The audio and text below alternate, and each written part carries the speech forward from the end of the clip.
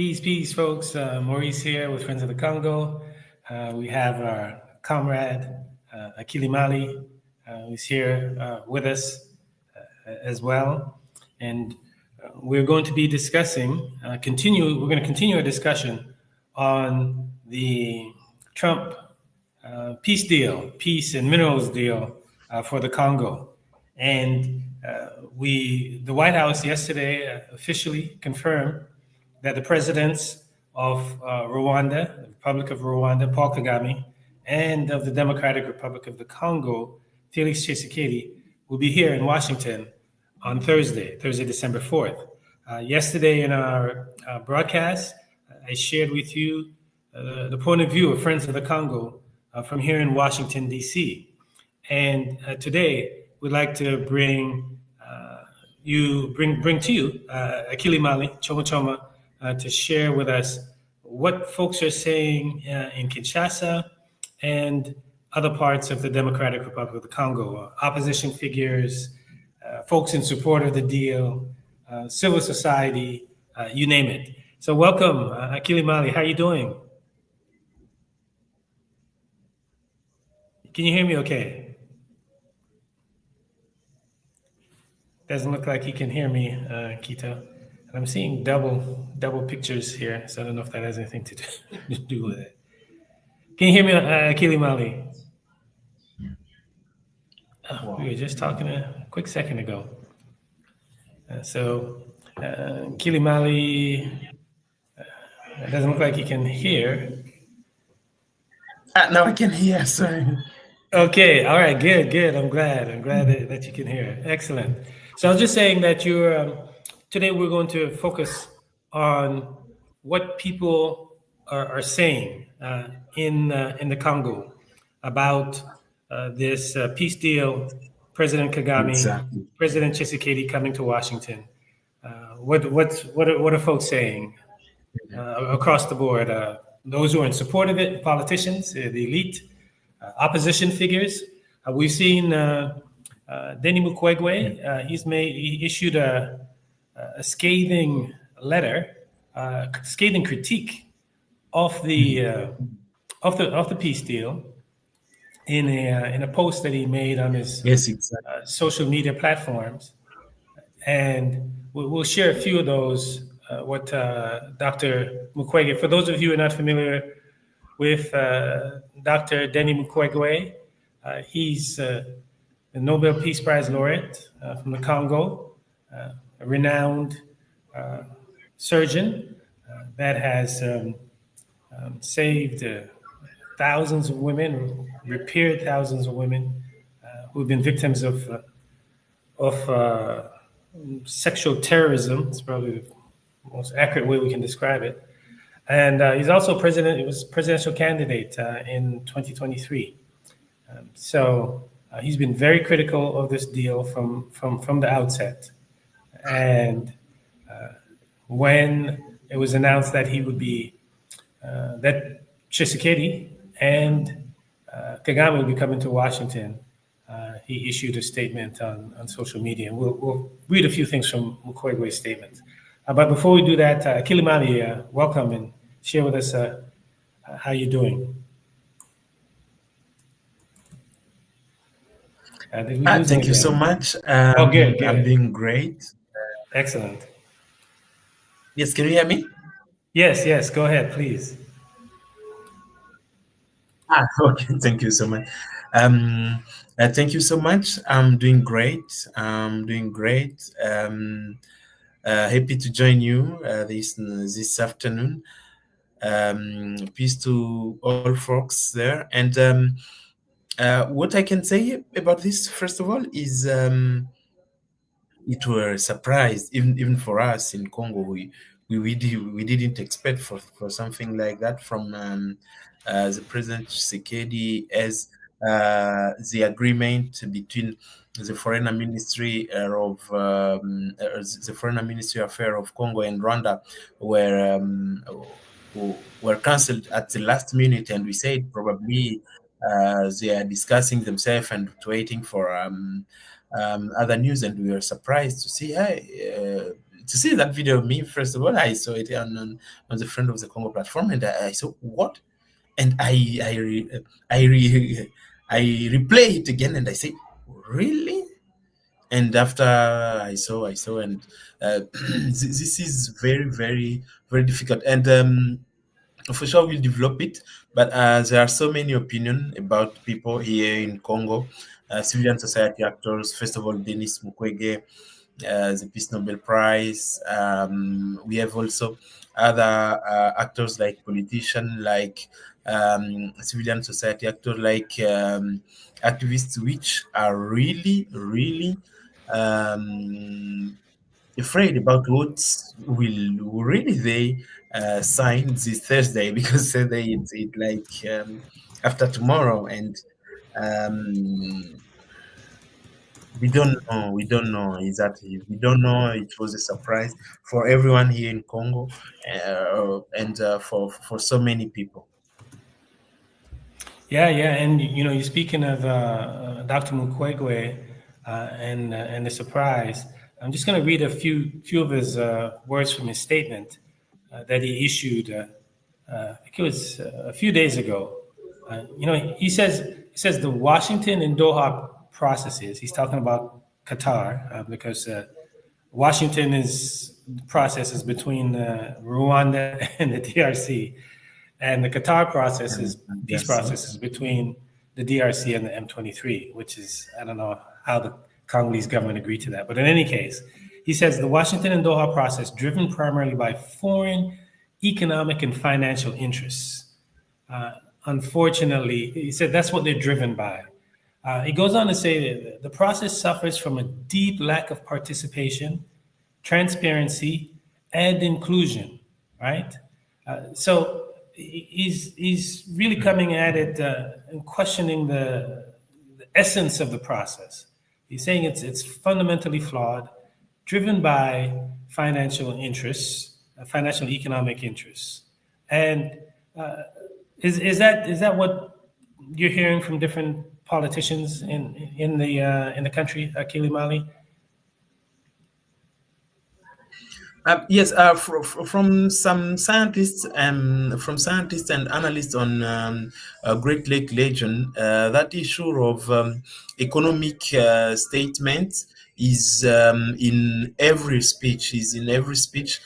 So many people are saying that it's not something which is in really need of peace, but it is something which is in need of giving to the US the critical mineral without really taking care about the need and the aspiration of the Congolese people, first of all, which are owner of that land where those strategic minerals are coming from. There are also some point of view of some politician like Okito, which said that this is an economic deal, it's not a peace deal, because there is always a war, and there is always fighting, including today were fighting between the M23 and some Wazalendo in the territory of near to the territory of Uvira in the area of Kamanyola, and also in others areas. So it means folks on the ground, so many people are thinking about that. We have also other person which are thinking and are saying that that process it's not clear, as Dr. Mukwege said. What the first one is Martin Fayulu, the official winner from civilian society result of the election of 2018, and he said that for him, Felix Tshisekedi as a president, and he has to show what really he will sign, and other things to be validated by the Congolese people and Congolese actors before he signed that. This is something he were really insisted on, and and this is something they couldn't really accept, and they say that this situation should stop, and should never be should never uh, uh, should never be acceptable. There are also other actors which are saying in another way, but those are some speech which went in the same way with Denis Mukwege, the Nobel Prize, the Peace Nobel Prize here in Congo on the ground. Yeah. Also, that's important, what you just shared about the opposition figure and the consistency with folks' critique. Has the Congolese parliament seen this deal or debated it or the agreement? Has there been a role for the Congolese parliament in this? Until now, there is no any news. There is no any debate about that, because right now, as the Constitution of Congo said, in Congo we have in Congo this session of September, which come from September and will finish right now. I can say it will finish in around 12 days, because that is the end of this session. It's a budgetary session, and so many actors, including the movement Filimbi, asked the president to say to put inside, because this session of the parliament, it only to observe the budget of the year, and to validate the budget, and also to validate the budget of the next year. But so many people, including the movement Filimbi, asked the president and to the actual majority, Union Sacrée, to send that piece to the parliament, and to have a kind of debate in the parliament. And as you know, the parliament in Congo has a new president, which is Emeboji Sangara, and Emeboji really didn't speak nothing about it. He never did a speech to the press, or a public speech yet. So we don't know what is really going on that area. But until now, and officially, the parliament didn't discuss yet about the deal, about the statement of other countries, and also about the signature of 27 June this year, which were signed between Olivier Ndoureye and Thérèse Kaikwamba. So if I understand it correctly, so since the signing of the accord in June 27th between the foreign ministers of Rwanda and the DRC, are you saying the parliament hasn't taken that up since June? No, not yet. Not yet. We expected that they could sign and they could confirm it, but until now there is no any news, because to the beginning of this session, the session of September, which began on 5th of September, the session of September began, but as it began with a fight to put out the president, Vital Kamerhe, who was the chairperson of the parliament in Congo, and the debate began there and finished there. And right now they are discussing the budget. And they are discussing how to improve that budget. It's normal discussion, but until now the parliament didn't discuss in anything about that. There is some parliament which spoke about it, including, for example, the parliament Mwindo Kasekwa, and another one is Gregoire Kiro, which discuss to media, which organize some press conference, but it's their own initiative, but it's not the institutional initiative like the parliament say, hey, this is our point of view about what is going on. The only speech we had it from the presidency of the Senate in Congo, Sama Lokonde, on that area, which he said at that time that they are behind the president and they are behind the choice he will make, and they know that he will make the right choice for the country, and he can count on the Senate to be behind him and behind the decision he will take for himself and for the country. This is the only speech we understood, but as you can understand, it's a non-direct speech. It's not something which is a point of view. It's only a nonviolent speech to say, hey, we will be with the president, and it's also an interest speech for politicians to say, hey, we are staying stronger together, but there is no any kind of solution which they are really providing to people, and which they are really providing to the government as a parliament, and as an institution which is representing the point of view of population on the ground. They didn't say anything about it. Fascinating, fascinating. What about the pastors? They're of the representatives of the Protestant and Catholic Church. They were pushing an initiative for a national dialogue, and certainly they came here to Washington to meet with officials in Washington as well.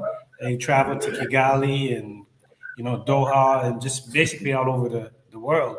What are they saying? What are they saying about this imminent signing of a deal that where you see it seems like the deal is going to be signed while Rwandan soldiers still occupy the east of the Congo? Well, so what are So the from representatives priest of the Catholic and Protestant Church saying? from priest and for so many actors from priest, it means the committee episcopal of DRC Senko, Hmm. and from also the structure of SSA, which is the Union of Protestant Church here Hmm. in Congo. From them, they didn't do any kind of statements until now about what the government about this decision and about this announcement of Tshisekedi and Kagame to go and to meet, or probably also to sign the peace deal between Congo and Rwanda. But from them, they say that there is no any. They said a few weeks ago that there is no any kind of solution. There is no any kind of solution which will be provided without including people people inside, without including civilian society actors, without including victims, because this deal is only a deal which is focusing on economic and on also relationship between three countries. It means US as the Hmm. owner, and Rwanda and Congo as parties on this conflict. And they say that people should be initiated, and they also insisting about the issue of dialogue, of intern dialogue between Congolese to have the same point of view, and to have the same idea, and to go with the same voice, to say after discussion between ourselves here in Congo, we decide this, and this. And so the president and the government, the foreign ministry, the parliament, and others will go and will follow a line which will be defined by all national forces. But until now, the President Tshisekedi and its government still not open to the idea of opening that kind of discussion. And this is what so many people are saying, and this is so many people are thinking here in Congo, in DRC. And we are still waiting to see what will really going on with the government, and with that signature, which will happen in practically 2 days. And if as the US Department did for this deal, which people can see on their screen. If the Department of State will publish it, and will give us update about what they really sign and other things. And this is something which actors like Lucha were asking is what will be the input and how the situation will change on the ground, because on the ground the situation is still the same, and how this new signature will help the Congo to recover its sovereignty to territory under control of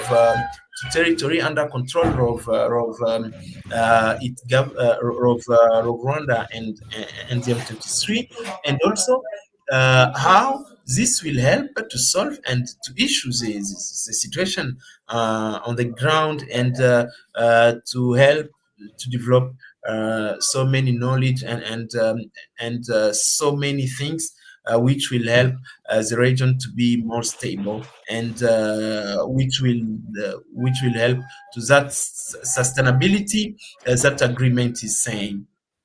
Well, you know what's interesting, Akili Mali, is that it's not entirely clear that whatever is going to be signed is any different from what we see on the screen, right? It's not clear that there would be a different document. Like a process or processes are already underway. In this agreement that people are seeing on the screen, it has 6, components to it, and a number of them are already on the way. Particularly the one that speaks to the Doha talks with the government, the DRC government, and the M23. And probably what may come out new is provision 6, the regional economic integration framework, which is a component of the peace deal that argues for or calls for integration, regional economic integration off the east of the Congo, where Rwanda will be processing Congo's minerals. American investments are supposed to come in. It seems that's probably the one area where I see there may be more of details that very few people know about outside of the Trump administration. So it's hard to see that where there will be anything different from what they laid out in June. But you brought up something about the conditions on the ground. We saw today the Congo River Alliance and the M23 issued a statement about attacks by the Congolese military and the breaking of the ceasefire.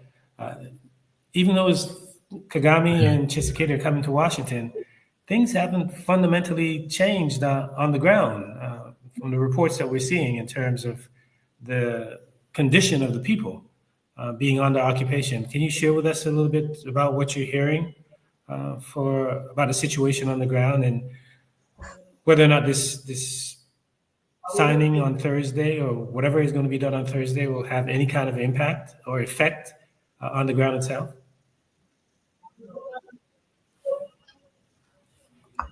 So here on the ground, so many people are really asking themselves about what is what is really going on, because as I told you, on the ground, we have in so many party of part of South Kivu, there is so many fight, including today. There is people of the area of Kasika and Katogota, which until because local time right now, they are flying. They are flying until this night to avoid the fight between the M23 and the Wazalendu.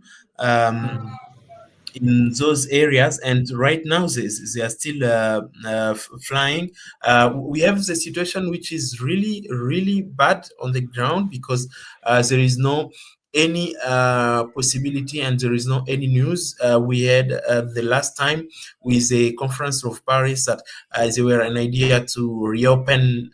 I don't know in which condition the airport of Goma for a humanitarian corridor, if from the airport of Goma, but the M23 didn't accept, and the Congolese army has no possibility. The Congolese government has no possibility to open it, and so the situation right now is that on the ground. The M23 is still controlling the areas under their control. I mean, from as the area of Kirumba in the North Kivu to the area of Kamanyola in South Kivu right now, and this area.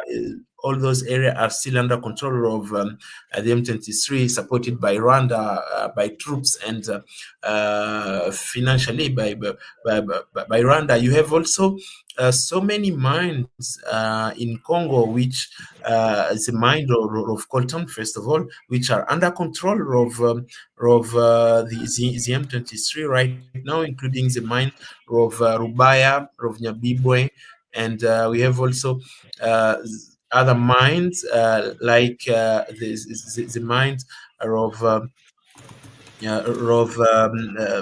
like the mines of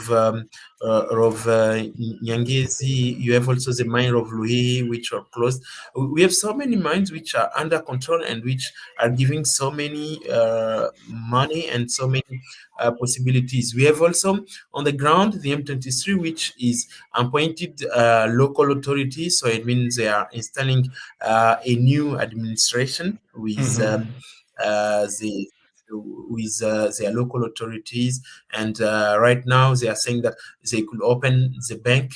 We don't know how this can be possible, but they say that they could reopen it. We are still observing, but yeah, on the ground we have also the situation here in Kinshasa, which is a really really big confusion, because as we spoke right now, we have the parliament which should in around 12 days should close the session of September, and didn't discuss anything about it, and they were really focused on putting out Vital Kamerhe as a president, as a chairperson of the institution, and to appointed a new one, to vote a new one, and to put to put it in in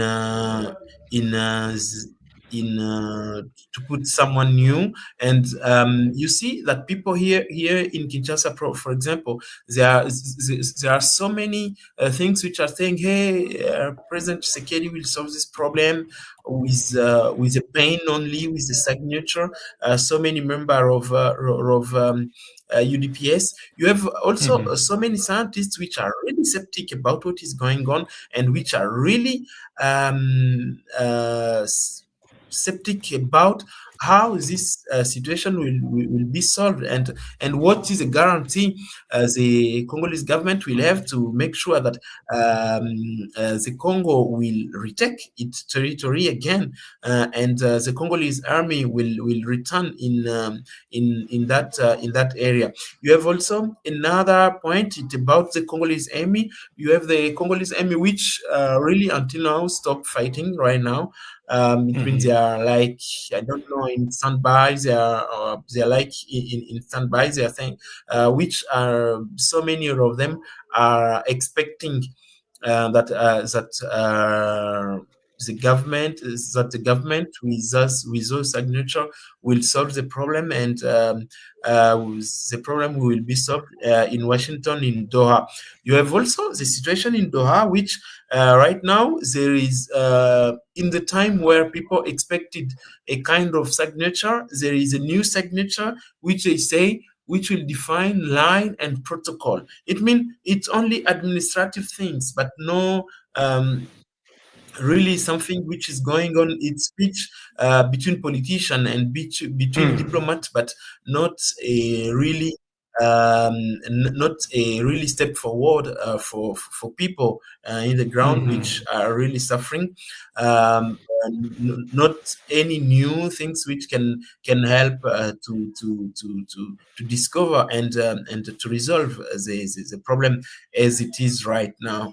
And we have also so many politicians which are now focusing on issue of political matter. It means to renew the government, to have some new people in the government, to be nominated to institution, to be nominated to some political areas. So it's really difficult, and you have a civilian society, a civil society which is not understood by the politician. It means as there are priests, there are so many activists, and there are also some thinker like some thinker and some analysts which are putting their input, but it seems like they are not really being understood by the decider, which is the government, who is the president, and which are only doing what they are really planning. And this is the general point, the general view, I can say, of what is going on here on the ground, I can say. Yeah, no, thanks for that, Akili Mali. It's kind of interesting that you know from all that you're sharing and what we're seeing is that the interests of the Congolese elite remain the same, right? They're concerned about their personal interests, which is one of the complaints that folks in the East, people in the East, have lodged against the Kinshasa political elite, going all the way back to 2022, the capture of Bunagana, that they're more concerned about their own affairs in Kinshasa and not so much about the affairs of the people who are suffering in the east of the country. Now, President Tshisekedi, he shared in a number of news accounts that there's certain, I guess, red lines that he has, so to speak, right? That, for example, this whole notion of integrating the M23 into the Congolese military, saying, well, that's not going to happen.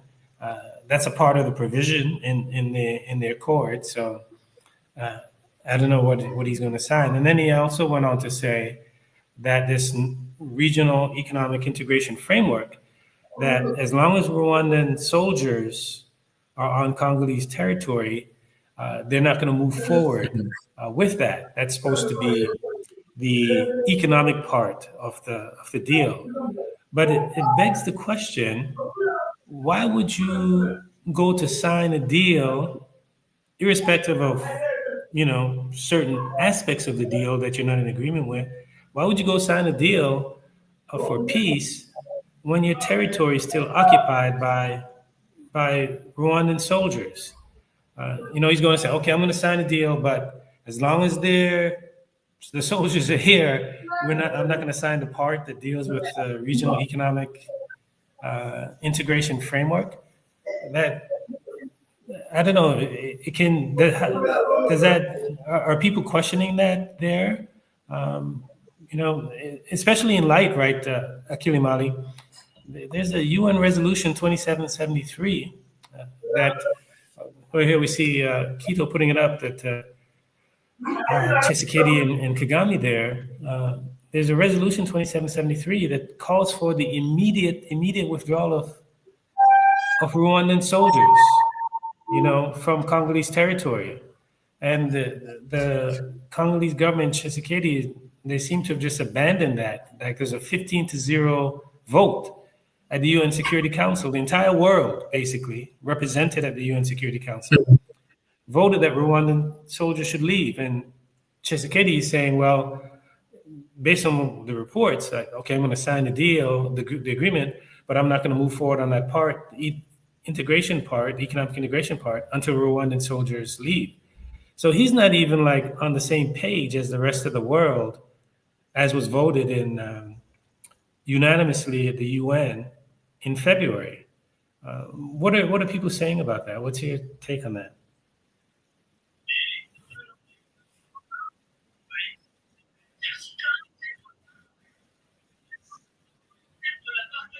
Yes. So many people here in Congo, including researchers, analyze it that UN resolution as a solution and as something which will be really helpful for Congolese people, and which will be very useful to resolve the problem, because the Rwanda troops were asked to move from.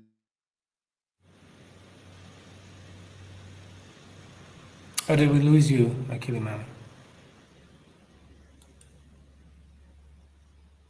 Did we lose Akilimali there? Oh, it's recycling. Yeah. So President Tshisekedi has been questioned or interviewed in the media, and he has shared that I guess he's made two firm stances that we've seen coming out of his responses to media questions. One was, over the years, and almost all of these peace agreements, they have what they call brassage et mixage, right, where you bring in militia groups that into the Congolese military, and that's been really a staple formula for peace deals in the east of the Congo for decades now. And Tshisekedi is saying that that's not going to happen this go around. But that's a part of the agreement that was signed by the foreign ministers of the DRC and Rwanda.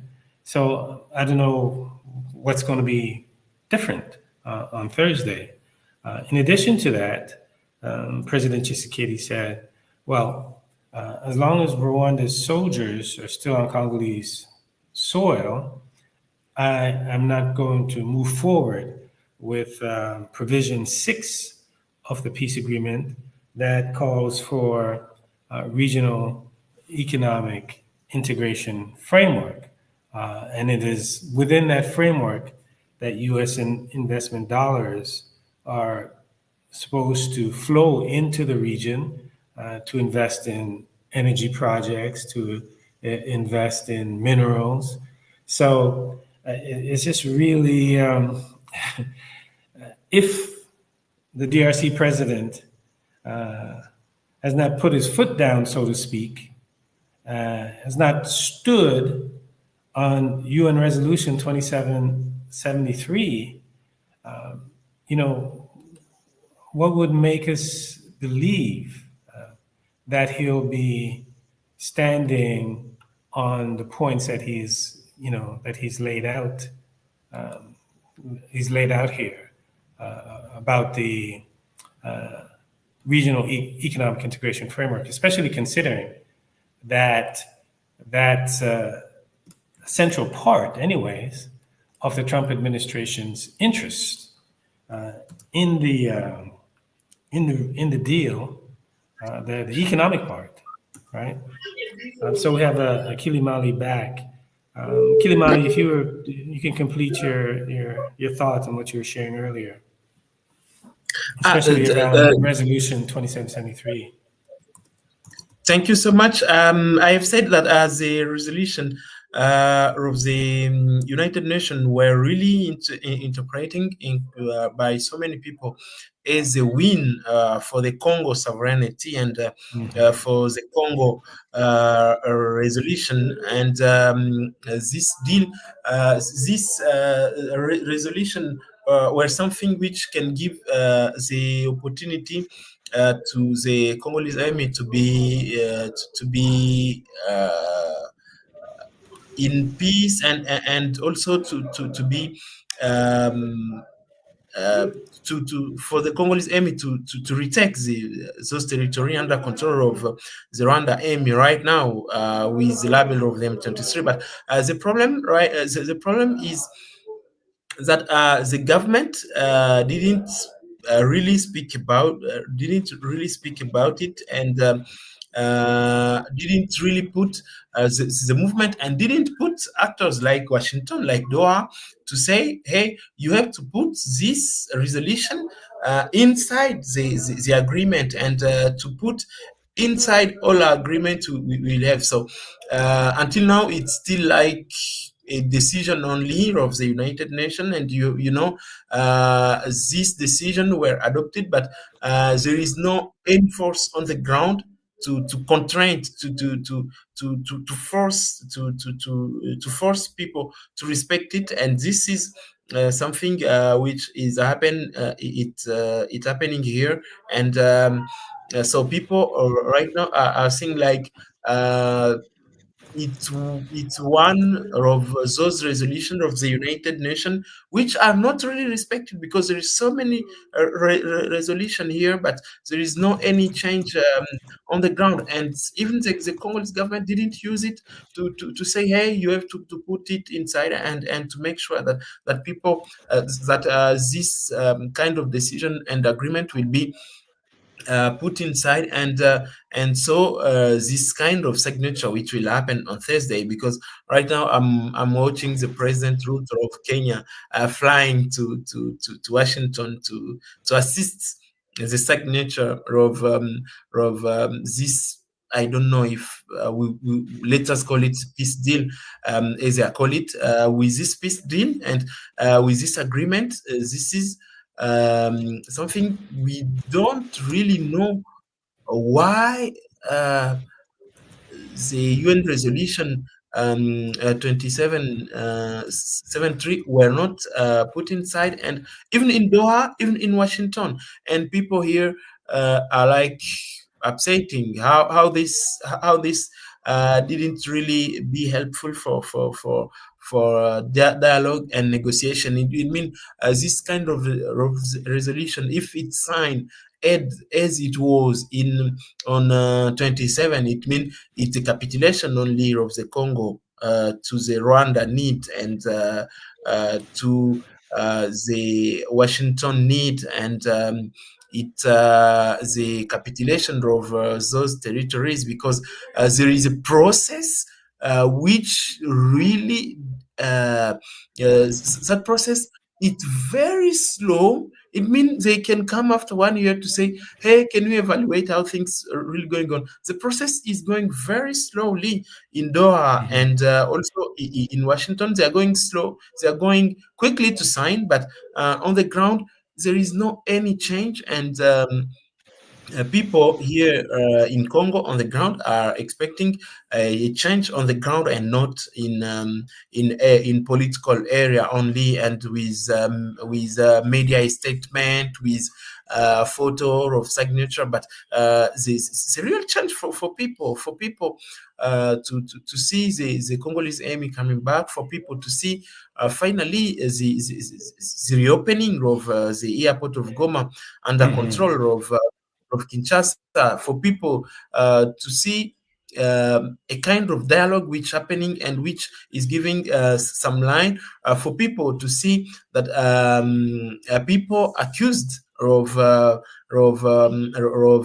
crime will not be integrated in the army and in the service, the security services here in Congo. And for people to don't have a kind of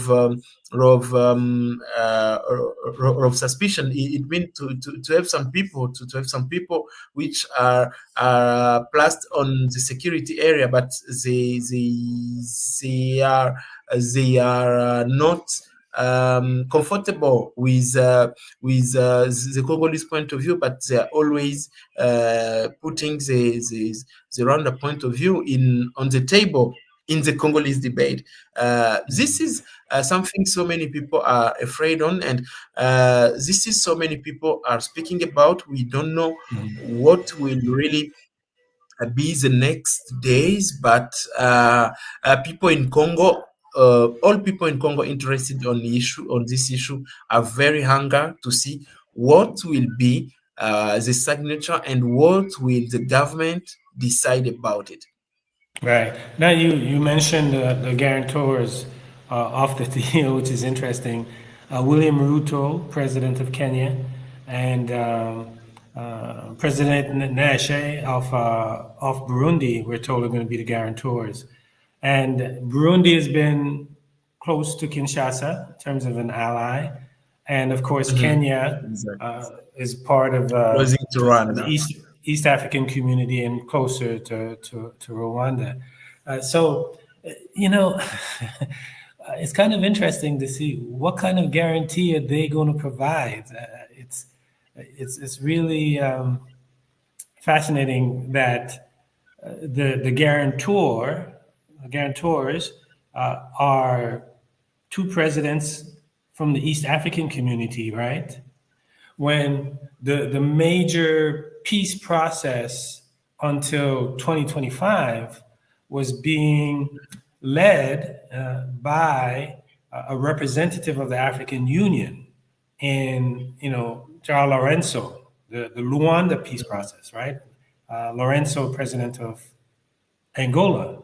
And Angola. even since the capture of Goma and Bukavu, the African Union has impaneled some former presidents and signed Togo, the Togolese president, to pick up where Lorenzo From left the off. Sunday. So it's who's calling the shots?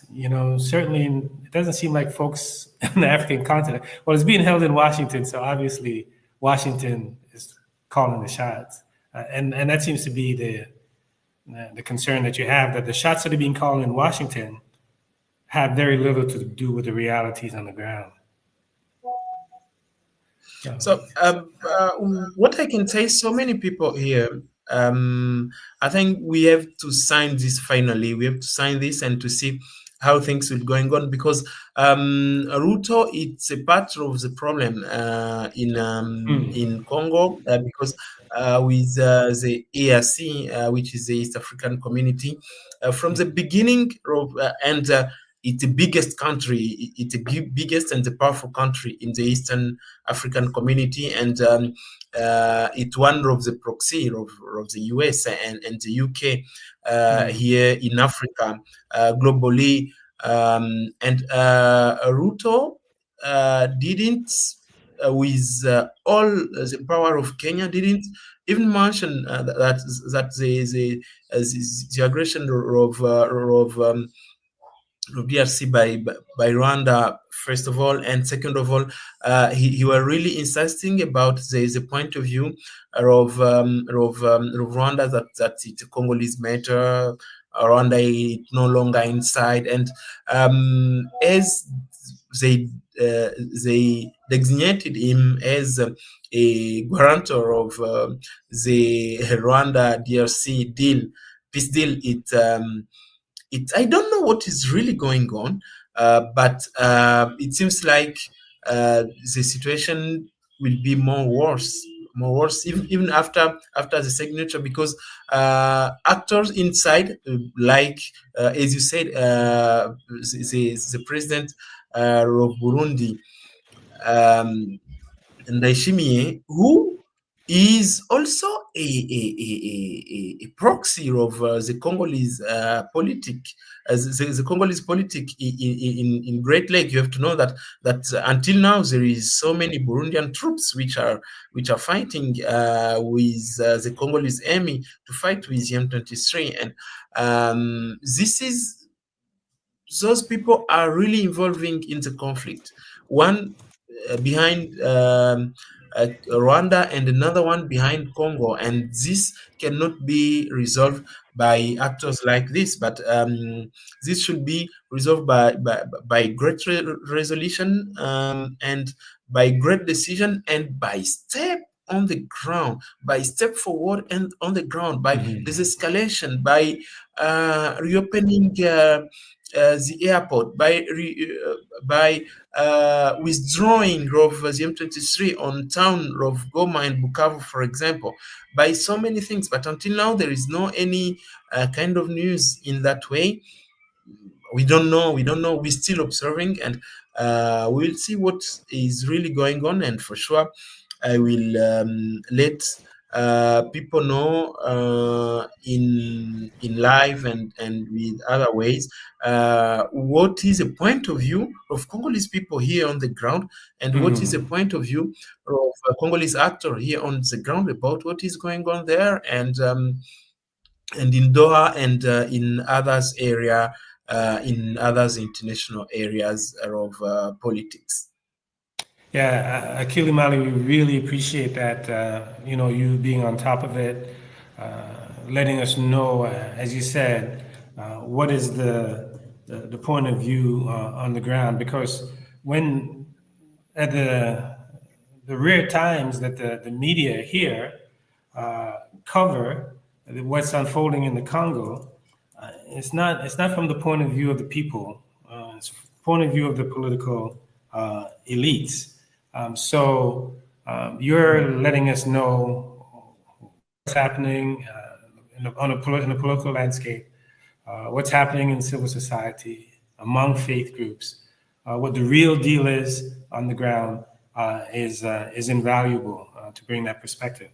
And it's not just when you come on here, but you and a collection of journalists, write regularly on our blog, and Quito can share that blog with the network. They can see a range of issues that you cover, not just the politics, not just society, but you're dealing with culture, you're dealing with movement building, just a range of topics that you and the collection of journalists cover. So we encourage people, if they want to get a view from the ground, that they engage with the blog on our website that you produce on a regular basis. So thank you so much, Akili Mali. And I know you've been on like a serious tear, so for you to take the time out to come and join us today, we're truly grateful for you doing that. Anything that you want to leave with our audience with as we wrap up? Thank you so much. If there is something I can add, is that we should continue to follow what is going on in Congo. It's very important. It's very important on so many areas, and we should keep our ears on what is going on in Congo and what is really going on the ground, and we should also keep informing ourselves on with good information, with what with and to see how can we help, because politicians will not solve these issues themselves. Any people, any of us, all of us, we have to do something. Not depending on the area, not depending on the political point of view, but depending on of the humanity, because what is going on in Congo, it's a tragedy, and we have to stop it. Thank you. Thank you, Akili Mali. Thank you all. We'll be back with you tomorrow. We're leaving right up to Thursday. We encourage you to Follow us on our socials at Congo Friends on X and Facebook and YouTube and IG. Support our end of year campaign. It's through your support that we're able to bring Akili Mali and the work that he's doing with a range of reporters on the ground. Through your support, that we're able to make that happen. So continue to support our work. Go to at Congo Friends on Instagram. Some of you are watching live on Instagram right now. Go into our bio, support our work. Your support of our work in turn supports Akili Mali and the journalists on the ground. All right, so we'll see you tomorrow as we lead up to Thursday, December 4th, to see what happens at the Exactly. White House. Okay, we'll be back with you, Akili Mali. Thanks again. Thank you, Kito.